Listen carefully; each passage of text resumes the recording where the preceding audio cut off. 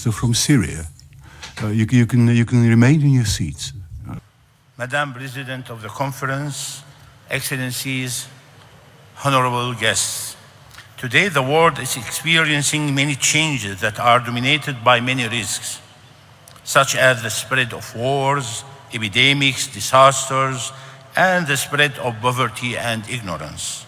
Young children are the most vulnerable to these risks due to their fragility and painful vulnerability. In view of the exposure of the Syrian Arab Republic to all these disasters over several years, the government has tended to work to support early childhood care,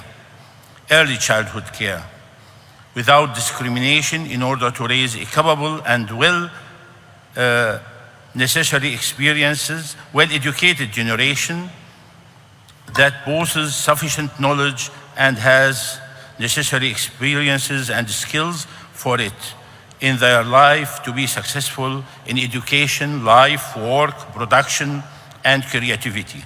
So they have to build a society based on an economy knowledge and believes in equality and works to achieve the goals of sustainable development. The following principles have been laid to the proper upbringing of a new generation. First, raising the level of community awareness of the importance and reality of early childhood development and care. Second, enhancing the government's role in providing and supporting early childhood development services. Three, harmonizing and systemizing legislations and laws enforce programs and activities related to early childhood development. And four, coordinating the efforts of all agencies and sectors involved in early childhood development. And the last one, mobilizing all allocating the necessary resources for early childhood development programs. Hence, we put forward proposals for regional and international cooperation in the field of early childhood, including giving vulnerable groups of children in remote and poor areas and displaced children the necessary importance and attention in regional and international cooperation programs.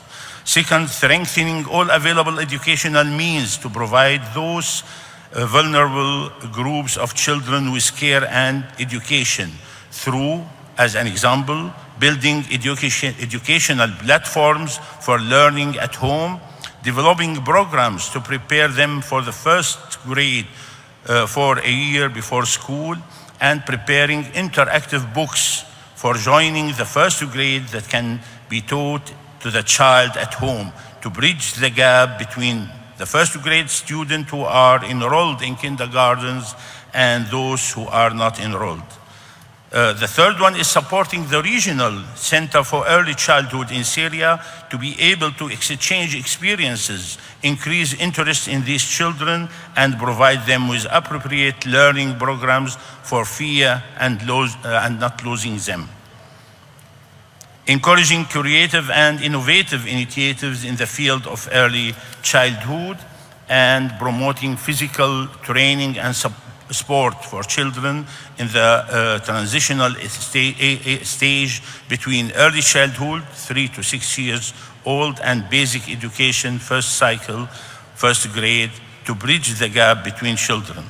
Despite the unfair war in Syria, the penetration of terrorism, the economic blockade, the spread of pandemics, and their impact on the lives of the Syrian families, early childhood care is still priority for the government of the Syrian Arab Republic, according to the directive of His Excellency Mr. Bashar al-Assad, the President of the Syrian Arab Republic.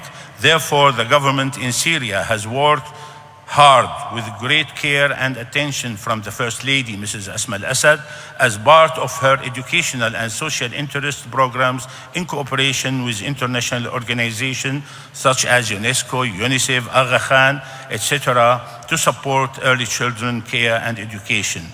Our motto is, we work together to develop a whole integrated child. Wassalamu alaikum wa rahmatullah wa barakatuh.